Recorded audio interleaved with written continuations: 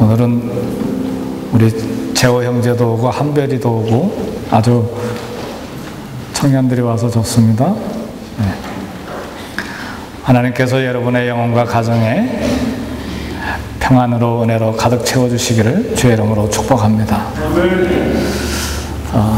지난주 신문에 보니까 이런 글이 있어요. 지금 바로 사랑합니다. 그렇게 이야기하세요. 말하세요. 그 이유를 설명한 아래 글들을 읽어보니까 다름이 아니고 일본에 발생한 지진과 쓰나미로 수만 명이 그냥 죽고 실종됐는데 사랑한다는 말도 못하고 순식간에 물에 쓸려서 죽어갔기 때문에 지금 살아있을 때 사랑한다는 말을 해야 된다는 것이죠.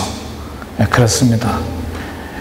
나이가 어리다고 연세가 많다고 생명의 길이가 다른 것이 아닙니다. 이번 쓰나미로 어떤 학교에서는 거의 89명 어린 학생들이 순식간에 물에 쓸려서 다 죽었다. 이제 그런 기사도 읽어봤습니다.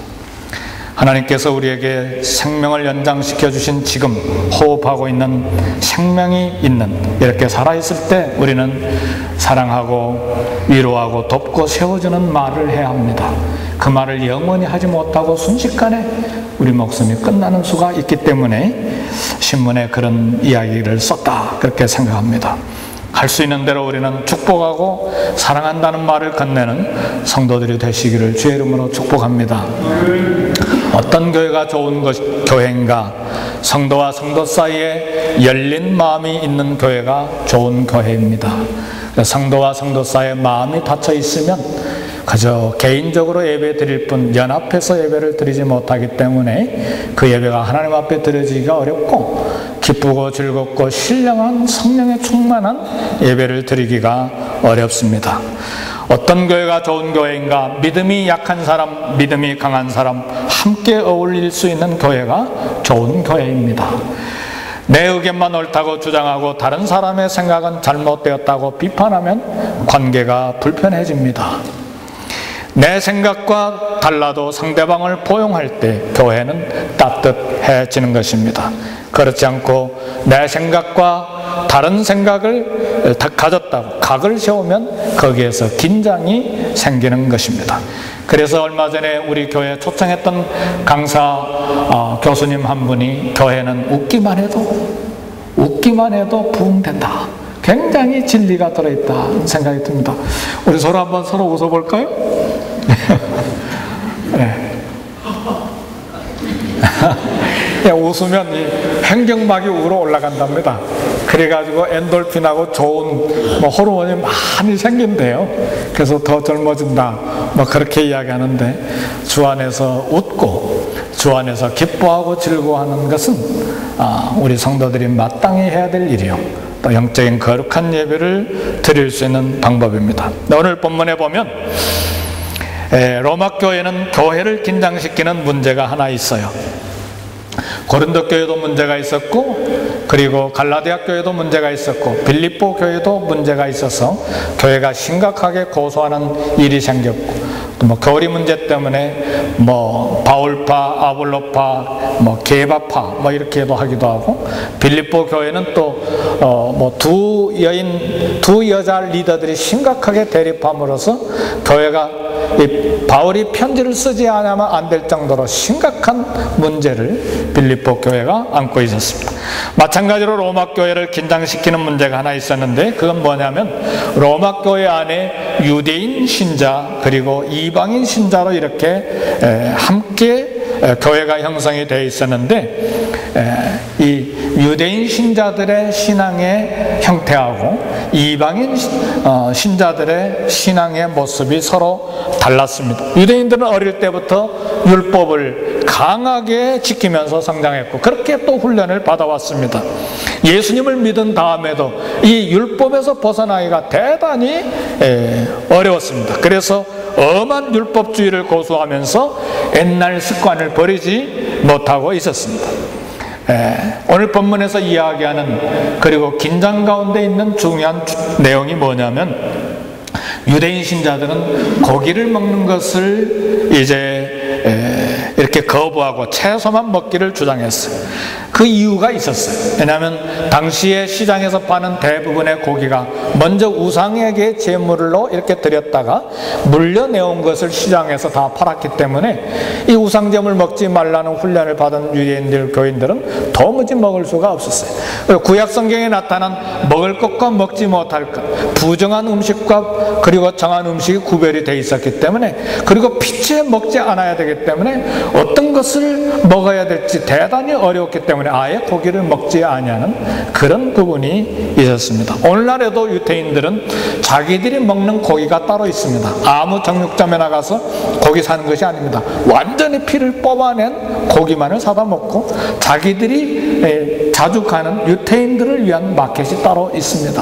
그럴 정도로 2000년이 지난 오늘날에도 이런데 하물며 2000년 전에 이 로마 교회는 얼마나 그런 문제가 많이 있었겠습니까? 그래서 이방인들이 이처럼 마음대로 먹는, 이방인 신자들이 많이 마음대로 먹는 문제가 유대인 신자들에게 걸림돌이 됐습니다. 예를 들면 예수님의 수제자 베드로도 그가 비록 예수님을 믿는 하나님의 자녀요 그리스도인이었지만 그러나 먹는 문제에 있어서 자유롭지를 못했습니다. 사도행전 10장에 보면 하나님께서 베드로에게 보여준 환상이 있었어요. 하나님께서 이 보자기에다가 4발 달린 짐승, 곤충, 이런 날짐승을 보자기에다 담아서 베드로 앞에 놓고 잡아먹으라 그랬을 때 베드로가 속되고 깨끗이 아니한 것을 내가 언제든지 먹지 아니했습니다. 하나님이 분명하게 대답하셨어요. 야, 하나님께서 깨끗하게 하신 것을 내가 속되다 하지 말라. 베드로의 고집이, 그리고 베드로의 율법으로 훈련된 습관이 얼마나 강했던지 이 동일한 사건을 3번씩이나 보여줄 정도로 베드로가 완강하게 버텼다는 것을 우리가 볼 수 있습니다. 그러나 로마 교회 안에 있는 이 율법의 메인 유대인 신자들은 이것을 주장했기 때문에 이방인들과 이제 부딪혔다는 말이죠. 로마 교회 안에 있는 이것을 먹는 문제에 있어서 완전히 자유로운 이방인 신자들이 있었는데, 예를 들면 성경에 나와 있지는 않지만 이 이방인 신자들은 돼지고기, 맛있는 선지국, 그 다음에 부들부들한 그 부드러운 순대, 이런 거 가릴 것 없이 그냥 먹는데 자유스러웠다는 말이죠. 잘 먹었어요? 신경 쓰지 않았어요? 이것이 유대인 신자와 이방인 신자가 교회 안에서 겪는 갈등의 문제였기 때문에 바울은 이 로마서를 쓰면서 특별히 이 문제를 가지고 14장과 15장에 걸쳐서 2장에 걸쳐서 이것을 이야기하는 것입니다. 성도 여러분, 오늘 유대인 신자들은 아무 것이나 먹어대는 이방인 신자들을 비판했고, 이방인 신자들은 유대인들 신자들이 꽉 막힌 사람으로 서로 비난했는데, 이런 상황에서 바울은 서로 비판하지 마라, 판단하지 마라, 그렇게 지금 오늘 본문에서 이야기하는 것입니다. 문제의 해결이 어디에 있느냐? 오늘 본문의 말씀 보니까 이 먹는 문제는 비판해야 하지 않아야 될 중요한 이유는 죄의 문제가 아니라는 얘기예요. 이건 죄냐? 죄가 아니냐? 진리냐? 비진리냐? 이런 문제가 아니라는 이야기죠. 믿음이 강하냐? 믿음이 약하냐? 이런 문제, 믿음의 문제라 그 말이죠. 문제의 핵심은 믿음이 좋으냐 약하냐, 믿음이 강하냐 약하냐의 문제지, 그건 죄의 문제가 아니었다는 말입니다. 그러니까 음식이나 어느 날을 중히 여기는가, 이것 문제가 되지 않는다는 말이에요. 우리 때때로 어느 날이 중요하다고 막 주장하는 경우도 있잖아요. 그것도 문제가 되지 아니한다는 말이죠.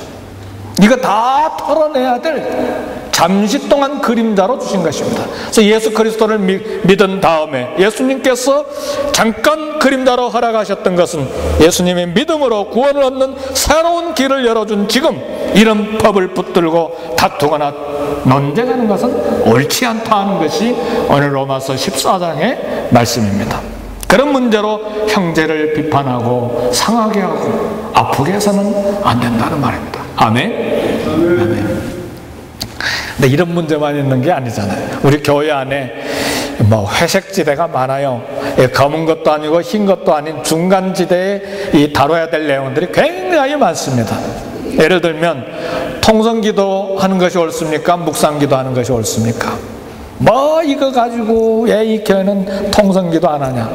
또 이거 문제 가지고 이 교회는 왜 이렇게 시끄럽냐? 하나님이 귀가 먹으셨냐? 조용조용히 기도하지.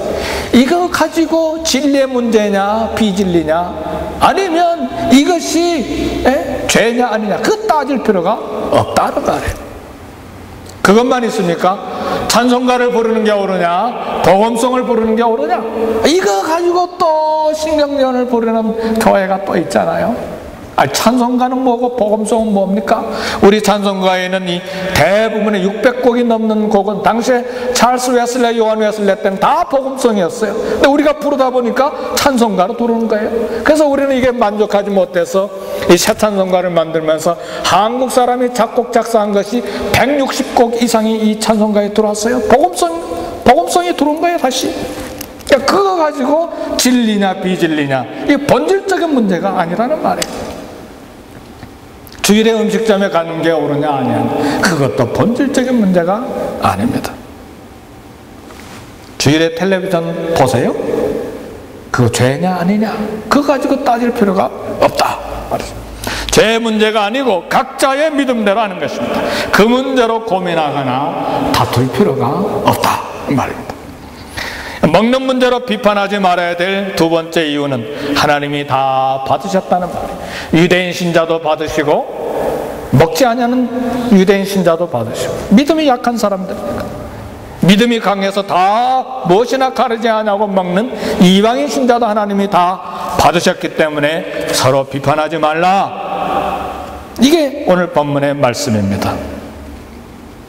성도 여러분, 오늘 본문의 말씀 보니까 3절에 보니까 먹는 자는 먹지 않는 자를 업신여기지 말고,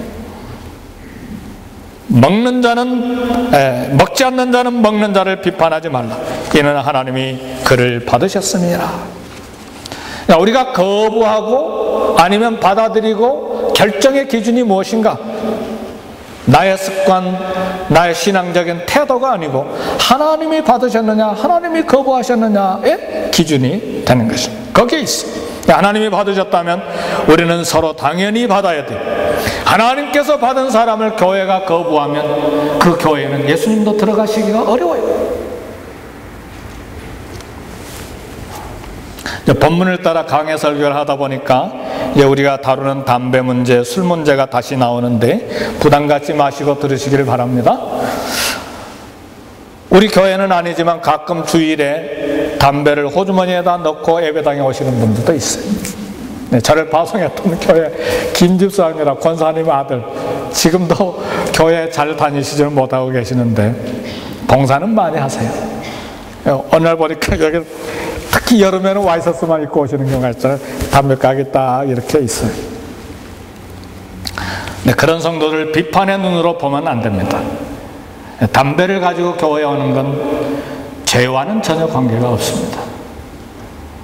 아직 믿음이 약할 뿐입니다. 중요한 것은 그 형제의 영혼이지 담배가 아니에요. 하나님이 그 형제를 받으셨는데 우리도 받아주고 포용해야 되는 것입니다.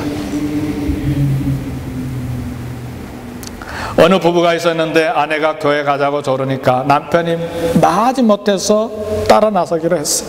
근데 그 남편은 교회 나오기 전에 늘 하던 대로 술을 한 잔 이제 잡수셨어요. 얼마나 감사한 일입니까? 근데 부인이 볼 땐 기가 막힌 거예요. 아니 술 냄새를 풍기면서 어떻게 교회 가요? 망신시키지 말고 집에 있어요? 큰 소리를 했어요. 그렇게 큰 소리하면 그 남편이 언제 구원을 받을 수가 있겠습니까? 한국 초대교회 시대에 술 취해서 교회 들어왔다가 구원받은 사람들이 얼마나 많았는지 모릅니다. 남편의 영혼이 중요하지 술이 중요한 것 아니에요. 형제가 술을 마시는 것은 믿음이 연약해서 마시는 것이지 술 마신 것 가지고 죄를 지었다, 죄를 짓지 아니했다 이렇게 비판해서는 안 돼. 그것은 죄의 문제가 아니에요. 비록 술 냄새를 풍겨도 교회는 이를 받고 그리고 포용해야 합니다. 하나님이 받으셨기 때문입니다. 아멘입니까? 그럼 이제 우리 교회는 술하고 담배 풀어졌네요. 그러니까 마음대로 해도 되겠네요. 그게 아닙니다. 그런 뜻이 아닙니다.